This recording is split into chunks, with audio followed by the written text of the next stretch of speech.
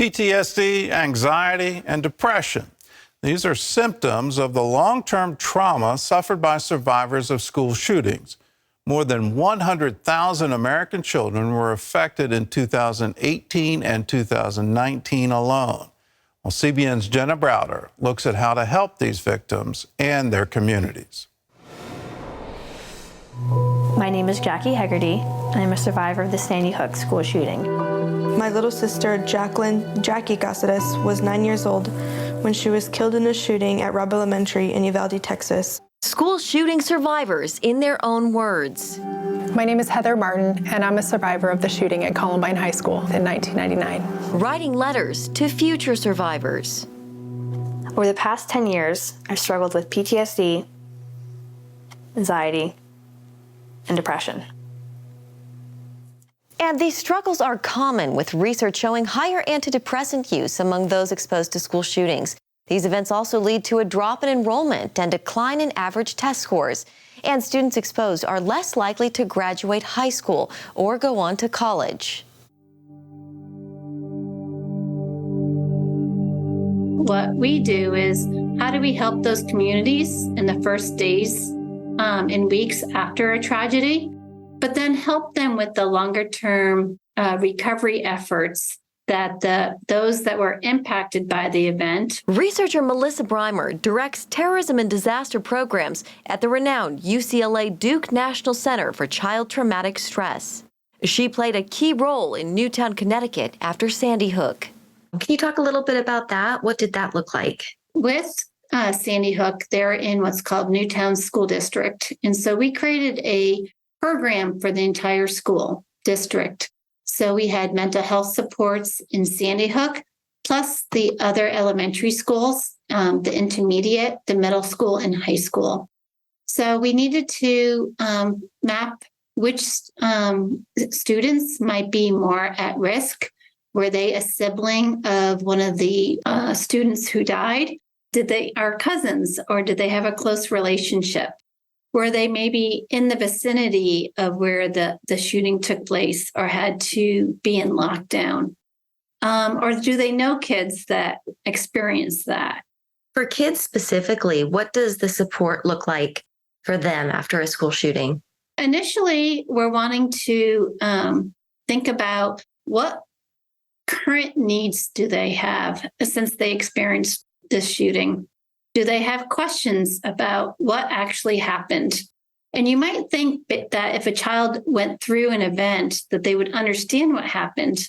But if you're in lockdown, you only have a snippet of what you experienced from that vantage point. So they might have questions about, is my best friend okay? Were you guys okay as a family? And so addressing those safety questions, helping them to understand what might be happening in the next days to weeks. When school will resume, where it might resume, and what might be different when school starts. If there's more police presence, if there's a change to the schedule, kids need that kind of support.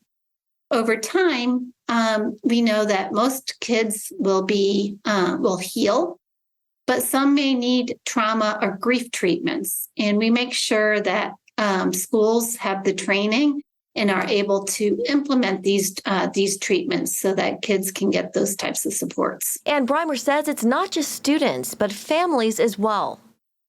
My beautiful 14-year-old Jenna was murdered at her school on February 14th of 2018. Tony Montalto lost his daughter in the Parkland, Florida school shooting. Our 17 families that had a loved one murdered that day at Marjorie Stoneman Douglas High School banded together because we realized that things needed a change. The status quo was not acceptable. He's now president of Stand With Parkland, which focuses on these main areas: securing a school campus, improving mental health screenings and support programs, and responsible gun ownership.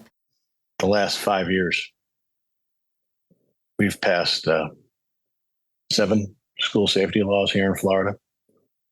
We've helped pass 4 additional federal school safety laws, including the Fix NICS Act, which worked on some background check issues.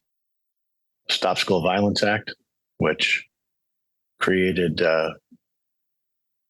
behavioral threat assessment teams in many schools and provided dollars for hardening the campus. Breimer wants change as well. In addition, she would like to see bereavement services for kids experiencing grief, support for families navigating social media in the wake of these tragedies, and suicide prevention programs. Sometimes people give up hope because they've experienced these events. And so what we've also looked at and made sure that we highlighted it is supporting, making sure that there's suicide prevention programs in the schools, helping with identifying kids or adults who are at risk because of these events and making sure that they get help. I wish someone would have told me that even after a year, I still wouldn't feel like my old self. And while there is hope for these survivors, getting there is a process that requires support and resources. You'll never be the same, but you'll learn to live with this.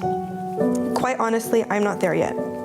But with the support from the people that you know and love, you'll get there eventually.